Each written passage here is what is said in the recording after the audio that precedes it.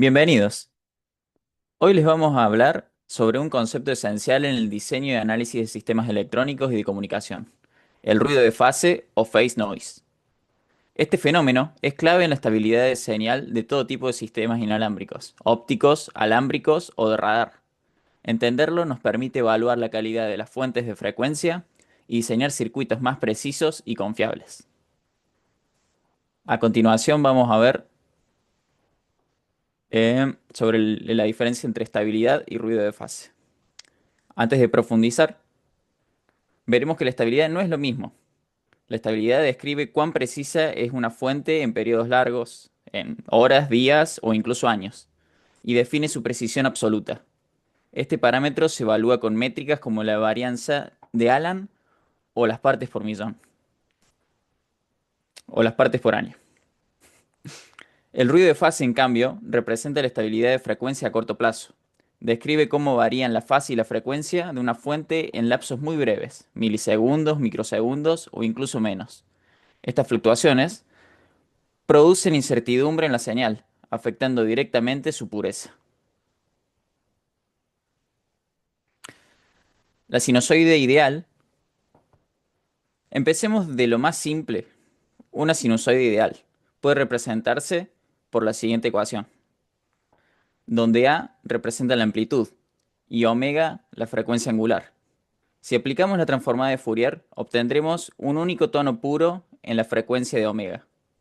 Sin embargo, las señales reales nunca son perfectas. Siempre presentan imperfecciones, principalmente dos tipos de ruido, de amplitud y de fase, que distorsionan de esta forma la sinusoide ideal.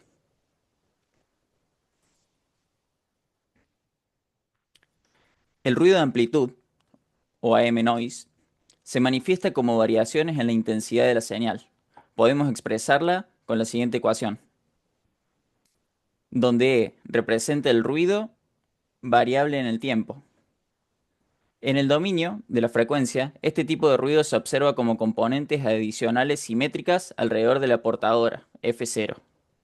Aunque el ruido AM afecta la potencia, lo más crítico en la mayoría de los sistemas es el siguiente tipo de imperfección, el ruido de fase. El ruido de fase es el responsable de que una señal parezca temblar.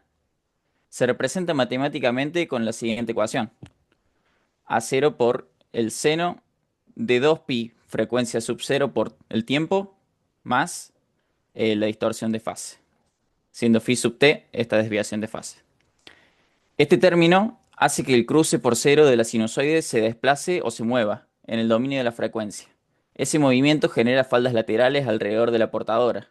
Cuanto más pronunciadas sean esas faldas, peor será la pureza espectral de la fuente. Si las faldas cayeran hasta menos infinito dBc por Hertz, la sinusoide sería perfecta.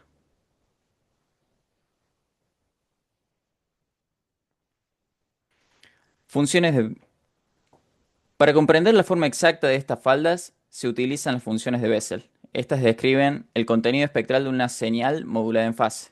A medida que la desviación de fase aumenta, la energía se distribuye en armónicos alrededor de la portadora, haciendo más visibles las faldas. Cuando la desviación es pequeña, las modulaciones AM y PM pueden parecer iguales, razón por la cual eliminar la portadora es crucial para obtener mediciones precisas de ruido de fase. Las bandas laterales simétricas aparecen como contenido de frecuencia simétrico en las bandas laterales, superior e inferior. Las faldas, esta manifestación se conoce como las faldas, skirts, alrededor de la frecuencia portadora, la carrier frequency. Calidad de la fuente: cuanto más altas se estén estas faldas, peor es el ruido de fase, ya que significa que hay más potencia de ruido lejos de la portadora. Una fuente ideal perfecta tendría las faldas en el nivel de potencia. Acá me parece que se repite. Una fuente ideal perfecta tendría las faldas en el nivel de potencia. Acá me parece que se repite un poco. Después cortemos esta última parte. Eh, Pásate a la siguiente. Es.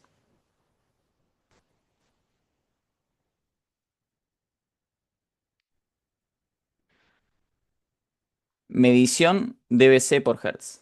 El ruido de fase se cuantifica en decibeles C por Hertz. Esto expresa cuánta potencia de ruido hay en una banda de 1 Hertz a cierta distancia de la portadora. El procedimiento típico es seleccionar un offset desde la frecuencia de portadora, por ejemplo 1 kHz, medir la potencia de ruido en una ventana de un Hz, comparar esa potencia con la potencia de la portadora.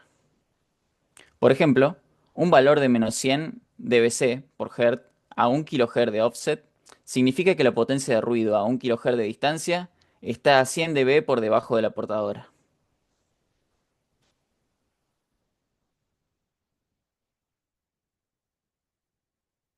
Bueno, ahora vamos a ver el tema de la conexión entre el ruido de fase con el jitter.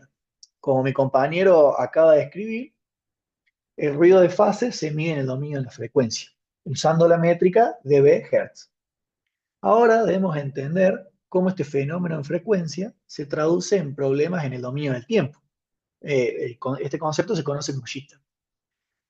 El jitter y el ruido de fase son dos caras de la misma moneda.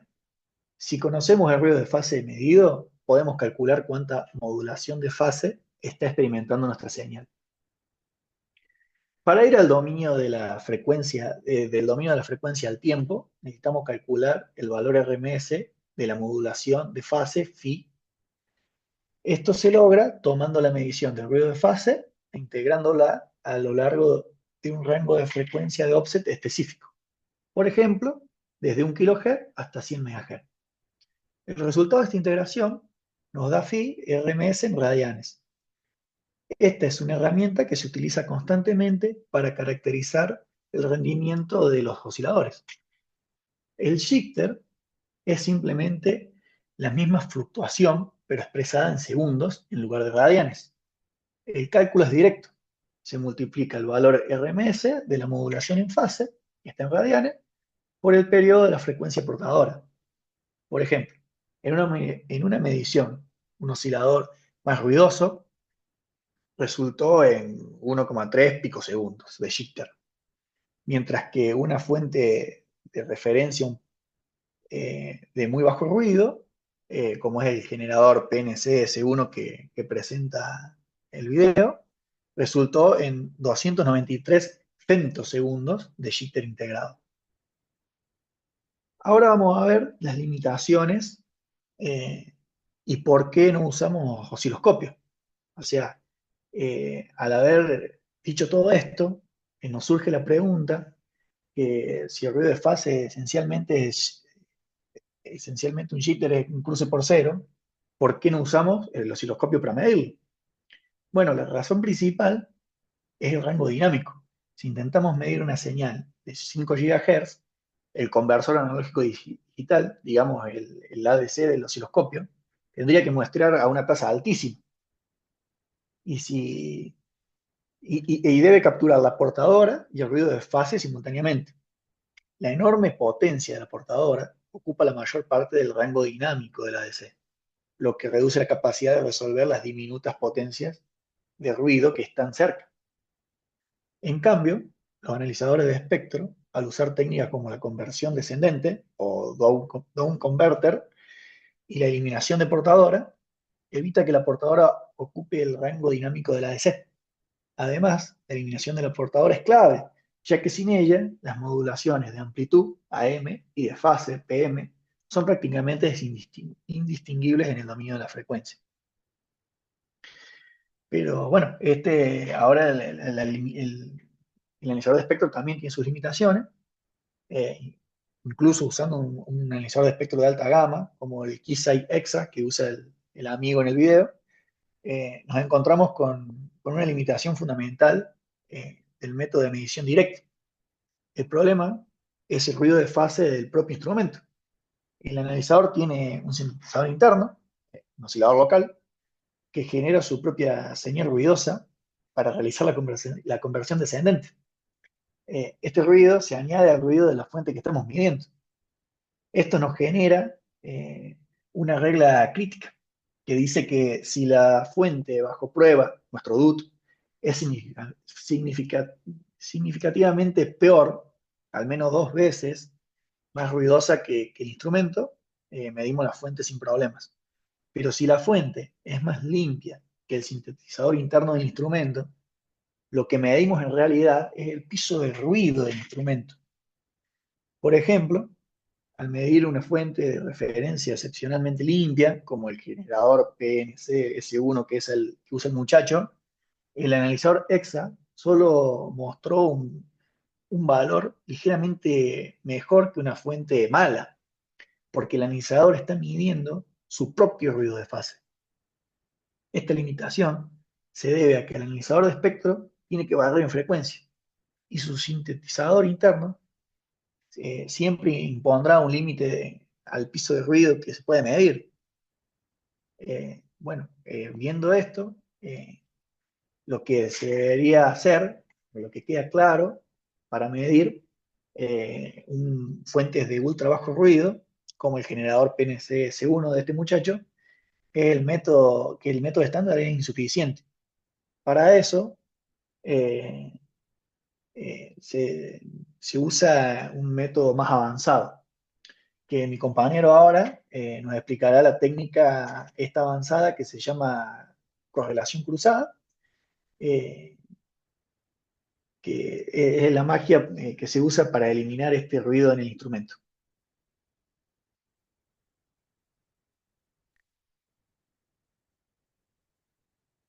Bueno, como mi compañero ya explicó, existe un problema fundamental al intentar medir una fuente de referencia demasiado limpia con un analizador de espectro. Este analizador de espectro, además de medir lo que sería la fuente, se medía su propio piso de ruido. Esto ocurre porque en el método de medición directa, el oscilador local del analizador debe ser mucho más limpio que la señal que se está midiendo para evitar que su propio ruido se añada a la medición. Incluso cuando el instrumento emplea la técnica de remoción de portadora, carrier removal, implementada mediante preselectores y otras técnicas, esto tampoco resuelve el problema central del ruido del analizador. A pesar de estas mejoras, la medición final sigue estando limitada por cuán limpio sea el sintetizador interno del analizador. Entonces, ¿cómo medimos cuyo ruido de fase está muy por debajo del piso de ruido del instrumento de medición? Bueno, esto se resuelve con la correlación cruzada. El objetivo de la correlación cruzada es eliminar el ruido de fase del instrumento. Para lograrlo, el sistema debe ser fundamentalmente diferente. El proceso es el siguiente. Por, por primera parte tenemos la división de la señal. La división del dispositivo, la señal del dispositivo bajo prueba, que es la que queremos medir, se divide en dos canales idénticos mediante un simple divisor de potencia. Por otro lado, tenemos hardware en paralelo. Se requiere construir dos analizadores de espectro en paralelo, duplicando esencialmente todo el hardware. Este instrumento debe tener dos secciones down converter. Por otro lado, tenemos las fuentes deben ser no correlacionadas.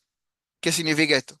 Lo crucial es que los osciladores locales de referencia que utilizan el canal superior y el canal inferior para la conversión descendente sean completamente no correlacionadas entre sí. Esto significa que sus ruidos de fase son estadísticamente independientes. Esto se logra diseñando dos sintetizadores internos completamente separados, asegurando que no haya solapamiento entre sus referencias. Una vez que tenemos la señal dividida y medimos a través de dos canales con ruido interno independiente, aplicamos la correlación. Pensemos en la siguiente fuente de ruido. Tenemos ruido de la fuente, que es el ruido, es el único ruido que está correlacionado entre el canal superior y el inferior, ya que ambos canales provienen de la misma señal dividida. Y después tenemos el ruido del instrumento, que este ruido es aleatorio y no correlacionado entre los dos canales. El sistema realiza muchísimas mediciones. Cada vez que se realiza una medición, compara los resultados. El ruido aleatorio y no correlacionado del sintetizador superior y del sintetizador inferior se cancelan y estadísticamente. El único ruido que sobrevive al proceso de correlación y promediado es el ruido que es común, el ruido de fase de la fuente. Bueno, acá tenemos un impacto y mejoras cuantificables sobre lo que es el Cross Correlation Technique. Este proceso toma tiempo, a menudo cientos o miles de mediciones. Sin embargo, la mejora que se logra es enorme. La cantidad de mediciones correlacionadas que se realizan determina directamente la mejora en el piso de ruido. Por ejemplo, 10 correlaciones resultan en una mejora de aproximadamente 5 dB en el piso de ruido. 10.000 correlaciones ofrecen una mejora de 20 dB. Esto es un aumento gigantesco en la capacidad de medición. Gracias a esta técnica se pueden obtener resultados que son imposibles con métodos estándar. Por ejemplo, al medir una fuente PNC-S1 con un instrumento de correlación cruzada, como un Agilent E505-2B, se obtienen números asombrosos. Un ruido de fase de menos 149 dBc por Hz a un offset de 100 kHz. Un jitter integrado de tan solo 24 femtosegundos, lo cual es 10 veces mejor que los 293 femtosegundos que soportaba el analizador de espectro limitado por su propio ruido. Ahora que hemos visto cómo se mide el ruido de fase, mi compañero le mostrará por qué es tan importante este nivel de precisión, analizando las consecuencias del ruido de fase en la gradación de sistemas de comunicación de alta velocidad, como las constelaciones QAM.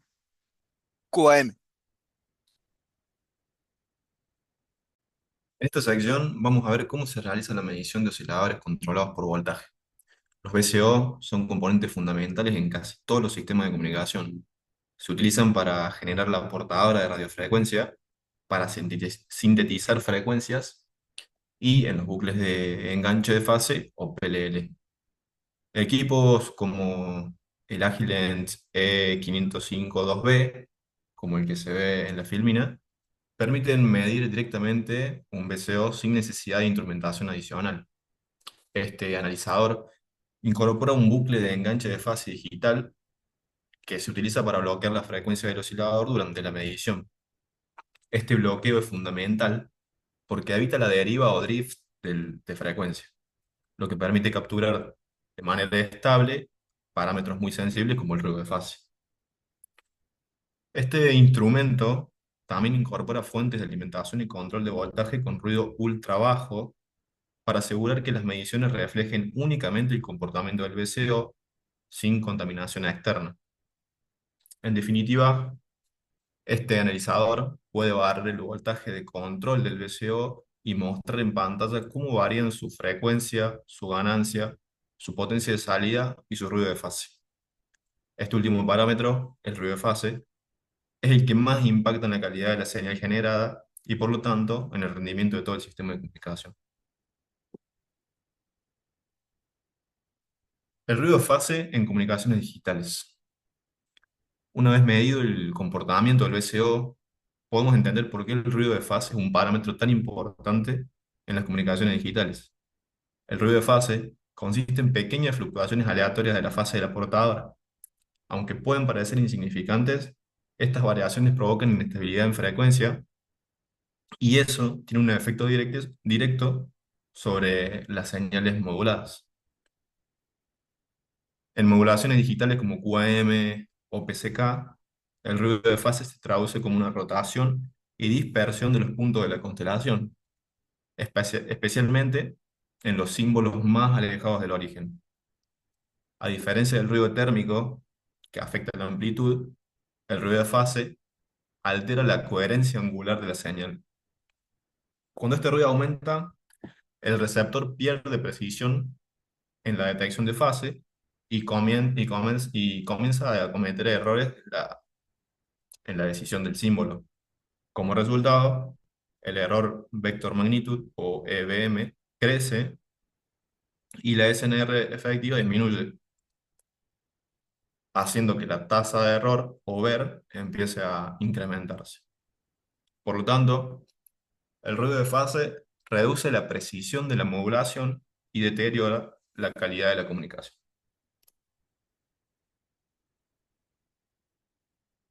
En esta filmina se muestran tres constelaciones 64 QAM medidas con el instrumento que se especificó anteriormente, el Agilent E505-2B, a una frecuencia de 2 gigas. A la izquierda tenemos la señal ideal Los puntos de la constelación están concentrados y bien definidos. El sistema presenta un bajo nivel de ruido de fase y la detección es completamente confiable. En el centro vemos un caso con ruido de fase moderado. Los puntos comienzan a desplazarse en ángulo, especialmente en los exteriores, y la constelación empieza a perder su nitidez. Esto genera pequeños errores de símbolo y un leve aumento de la EBM. Finalmente, en la imagen de la derecha observamos un nivel de ruido de fase alto. Los puntos se extienden formando arcos circulares alrededor de su posición ideal y el receptor ya no puede distinguir correctamente qué símbolo corresponde a cada punto. En este caso, la tasa de error de bit se dispara y la comunicación puede llegar a perder completamente la sincronización de fase. Lo interesante es que este patrón visual refleja exactamente lo que el analizador E555-2B mide en el dominio del tiempo y la frecuencia, que es el ruido de fase del VCO.